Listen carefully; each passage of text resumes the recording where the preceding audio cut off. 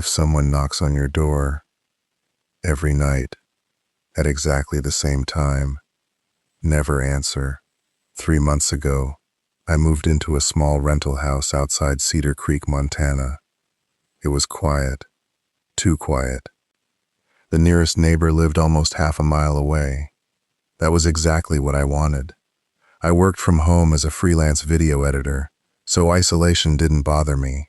At least, not at first. The first week was completely normal. Then, on the 8th night, at exactly 2:17 a.m., I heard it. Knock, knock, knock. 3 slow knocks. Not loud, not aggressive, just patient. I checked my phone. 2:17 a.m. I walked to the front window and peeked through the blinds. No one. The porch was empty. Thinking it was just kids playing a prank, I went back to bed. The next night, 2:17 a.m. Knock, knock, knock. This time I opened the door immediately. Nothing. No footsteps, no cars, no wind, only silence. By the 4th night, I installed a motion-activated porch light. When the knocking came again, the light never turned on, as if no one was standing there. I started recording the front door every night. The camera captured the sound perfectly. 3 knocks, every single night, but there was never anyone in the frame. After 2 weeks, I stopped sleeping. Coffee became my best friend. Dark circles formed under my eyes. One afternoon, I mentioned the strange knocking to the local mail carrier.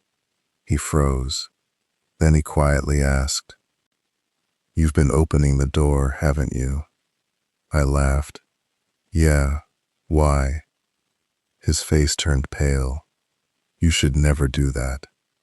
Before I could ask another question, he got back into his truck and drove away without delivering the rest of the mail. That night, I promised myself I wouldn't go near the door. 2:17 a.m. Knock, knock, knock.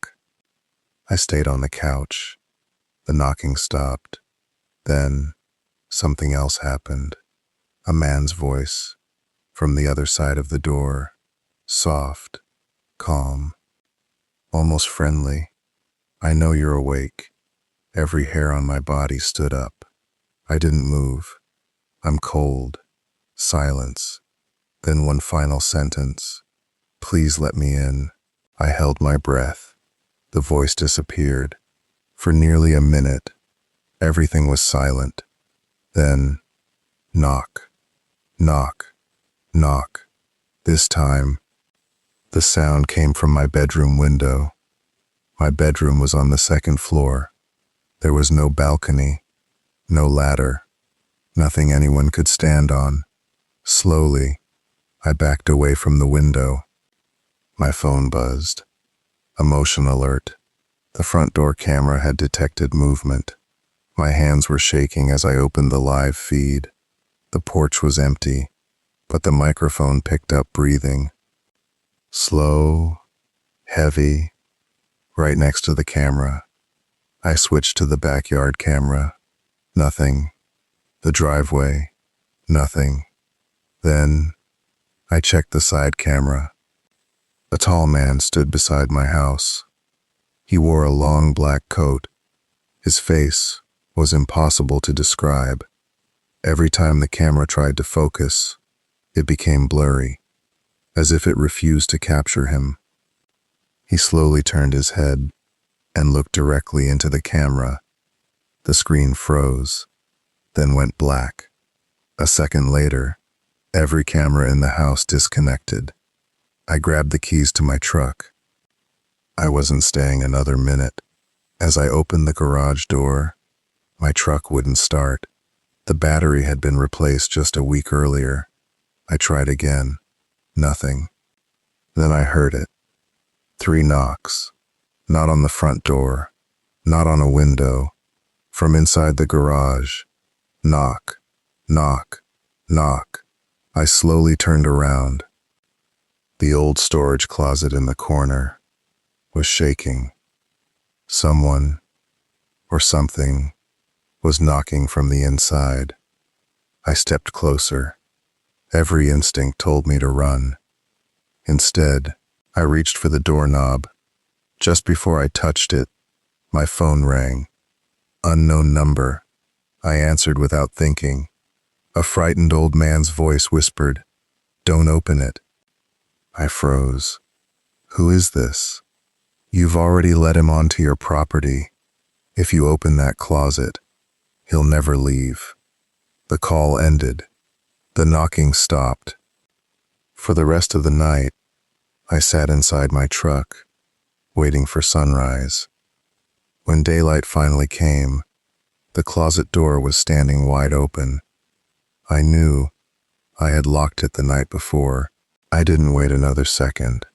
I packed a backpack, grabbed my laptop, and drove straight to the nearest motel. I told myself I was done with that house, but fear has a strange way of following you. The next morning, I returned with a locksmith and a sheriff's deputy. I expected them to laugh at my story. Instead, the deputy asked one question. "What time did you hear the knocking?" 2:17. He looked down at the floor, then quietly said, "You're the fourth person." My heart dropped. He explained that every family who had lived in the house reported the same thing. 3 knocks. Every night, always at 2:17 a.m. Most of them moved away. One simply disappeared. The deputy walked through the house with me.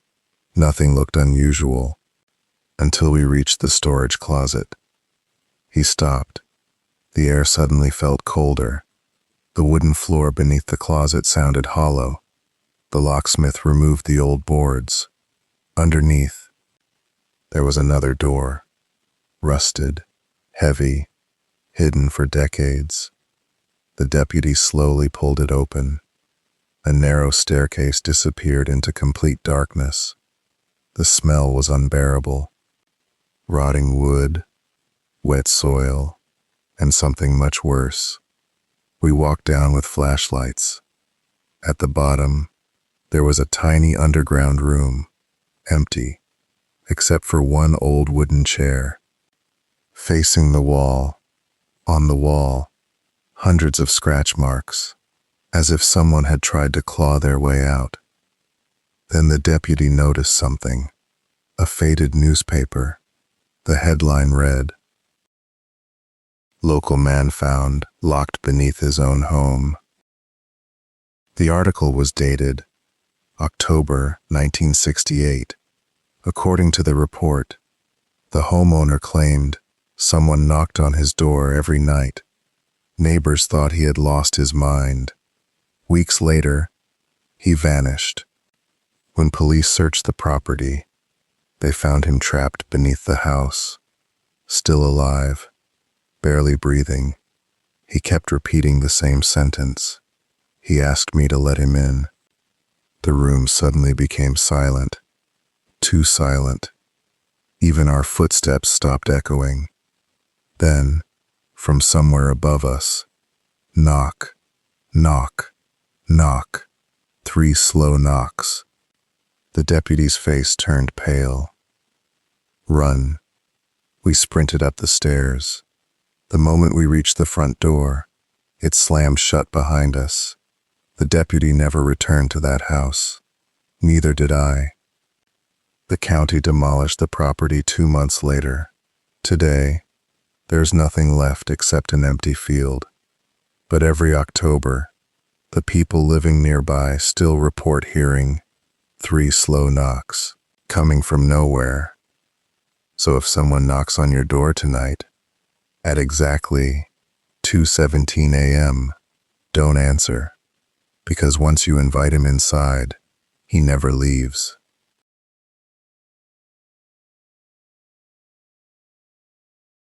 If you ever wake up and find a basket of food sitting on your front porch, don't eat it. I know that sounds ridiculous, I would have laughed too, until it happened to me. My name is Ethan. I'm 32 years old, and I live in a quiet town outside Ashland, Oregon. This happened last October. I've never shared this story publicly because, honestly, I don't expect anyone to believe it. It all started on a cold Thursday morning. I opened my front door to leave for work. A small woven basket was sitting on my porch. Inside was a loaf of homemade bread, a glass jar of blackberry jam, and a handwritten note. It said only 4 words. Welcome to the neighborhood. No name, no address, nothing. I had only lived there for 3 weeks. The house was old, but it was affordable. After my divorce, affordable was exactly what I needed. I looked around the street. No one, just empty sidewalks covered in orange leaves. I carried the basket inside. The bread smelled incredible, fresh, warm, like it had just come out of the oven. That evening I mentioned it to my next-door neighbor, Mrs. Carter. She had lived on the street for almost 40 years. The moment I mentioned the basket, her smile disappeared. Did you eat it? I laughed. Not yet. She let out a long breath. Good. Her voice had changed. It was quiet now, serious. If another basket ever appears, throw it away. I smiled. You think someone poisoned it? She looked directly into my eyes. I think someone wants to be invited inside. Before I could ask what she meant, she walked back into her house. I stood there confused. Old neighborhoods always had strange people. I figured she was one of them. That night, I couldn't stop thinking about the bread. Around midnight, I finally gave in. I cut myself a slice, spread the blackberry jam on top, and took a bite. It tasted perfect, better than anything I'd ever eaten. I finished half the loaf without realizing it. Then I went to bed. At exactly 3:14 a.m., I woke up. Someone knocked on my front door. 3 slow knocks. Knock, knock, knock. I checked my phone. 3:14. Who visits someone at that hour? I looked through the peephole. Nobody. I opened the door. The porch was empty. The street was silent. Only the wind moved through the trees. I locked the door again. As I turned around, I heard another knock. This time, from my kitchen window. Slow, patient. Knock, knock, knock. Every hair on my body stood up. I grabbed a flashlight from the drawer and walked toward the kitchen. Outside the window, there was nothing, just darkness. Then I noticed something strange. The empty basket, the one I'd brought inside earlier, was no longer on my kitchen counter. It was back outside, sitting exactly where I'd found it that morning. I stared at it for several seconds. I knew I hadn't moved it. I knew I wasn't dreaming. Then my phone vibrated. Unknown number. I answered. No one spoke, only slow breathing. Then, a woman's whisper. You ate it. The call ended. I didn't sleep again that night. The next morning I convinced myself it had all been stress, a nightmare, nothing more, until I opened my front door. The basket was there again. This time, it wasn't empty. I should have called the police. Instead, I walked toward the basket. Inside was another meal, a steaming bowl of soup, fresh bread, a silver spoon. Everything was still warm, as if someone had placed it there only seconds earlier. The note was different this time. It read, "Thank you for accepting my gift." My stomach tightened. I looked up and down the street. Nothing. Not a single person, only an old crow sitting on a telephone pole, watching my house. I grabbed the basket with a towel and threw everything into the trash outside. Then I drove to work. I couldn't focus all day. That phone call kept replaying in my head. You ate it. When I returned home after sunset, the trash can was open. The food was gone. Not spoiled. Not scattered by animals. Gone. The basket was back on my porch, perfectly clean. I was done pretending this was normal. I installed 2 security cameras, one facing the porch, the other covering the backyard. That night, I didn't sleep. I sat on my couch with every light turned on. Midnight came. Nothing happened. 1 o'clock. Silence. 2 o'clock. Still nothing. At exactly 3:14 a.m., both cameras went offline. At the exact same second, the lights inside my house flickered. Once, twice, then everything went dark, only for 3 seconds. When the power returned, someone was standing in my backyard. A woman. She wore an old white dress. Her long black hair covered her face. She wasn't moving. She wasn't looking around. She was simply standing there, watching my house. I grabbed my flashlight and ran outside. The backyard was empty. No footprints. No broken fence. Nothing. My phone buzzed. The security cameras were working again. I opened the recording. The porch camera froze at exactly 3:14. The backyard camera did something worse. It kept recording, but there was no woman. Instead, the video showed me, standing alone in the backyard, talking to someone, for almost 4 minutes. I couldn't hear the audio, only see myself, nodding, smiling, then walking back inside. I don't remember any of it. My blood turned cold. The next morning I went straight to Mrs. Carter's house. She answered before I even knocked. I knew you'd come. She looked exhausted, as if she hadn't slept in days. I showed her the recording. She didn't even look surprised. Instead, she asked me one question. Did you eat everything? I shook my head. About half. She closed her eyes. Then there's still time. I demanded an explanation. She slowly invited me inside. Her living room walls were covered with old black and white photographs. Most showed families who had lived on our street decades earlier. Then she pointed to one picture. A young woman. Long dark hair. White dress. I felt my heart stop. It was the same woman I had seen in my backyard.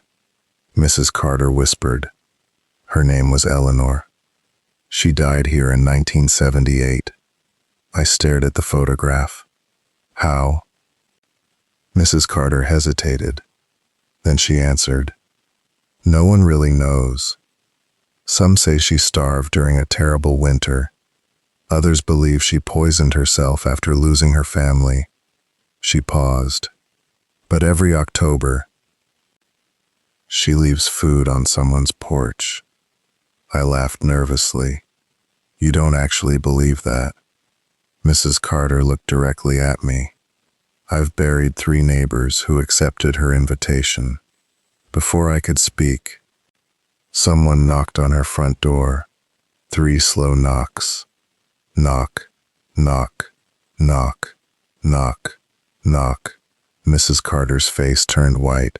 She whispered, Don't answer it. The knocking stopped. For a moment, everything was silent. Then, we both heard another sound. Not from the front door, from the kitchen. A spoon, slowly stirring inside an empty bowl. Never eat food left on your porch. True horror story. Part 3. The truth. Mrs. Carter grabbed my arm so tightly it hurt. Whatever happens, do not look into the kitchen. But curiosity is a dangerous thing. I looked anyway. The empty bowl was no longer empty. Hot soup slowly swirled by itself. Steam rose into the air. The spoon kept turning, without anyone touching it. Then, a woman's voice whispered behind me. "You're still hungry?" I spun around. No one. When I looked back at the kitchen, the bowl was gone. Mrs. Carter rushed me outside. Before closing the door, she handed me an old leather journal. It belonged to Eleanor. "If you want to survive, read it before sunset." I drove home with shaking hands. The journal was nearly 50 years old. Most of the pages were stained and faded, but one entry was still clear. I cooked every day. No one came. No one cared. If they eat my food, they stay with me forever. A chill ran down my spine. That evening I packed a bag. I was leaving. I didn't care about the house anymore. As I loaded my car, I noticed something sitting on the front porch, another basket. This one was larger. Inside was a full family dinner: roasted chicken, mashed potatoes, fresh pie. Everything looked perfect. On top, a final note. "One last meal." I didn't touch it. I poured gasoline over the basket. Then I lit a match. The flames exploded into the night. For a few seconds, nothing happened. Then the fire turned deep blue. A scream echoed across the neighborhood. Not loud, but painfully close. The basket collapsed into ashes. The smell of fresh food disappeared. So did the cold. For the first time since moving in, the house felt normal. I left before sunrise. I sold the property a few months later. I never told the buyers what had happened, not because I wanted to hide the truth, but because I wasn't sure anyone would believe me. Years passed. Life finally became peaceful, until last October. I opened my front door and found a small woven basket, still warm, with a handwritten note. It said only 4 words. "I found you again. If you ever wake up and find fresh food waiting on your porch, do yourself one favor. Don't smell it. Don't taste it. Don't even touch it. Because if the food is still warm, she already knows your name."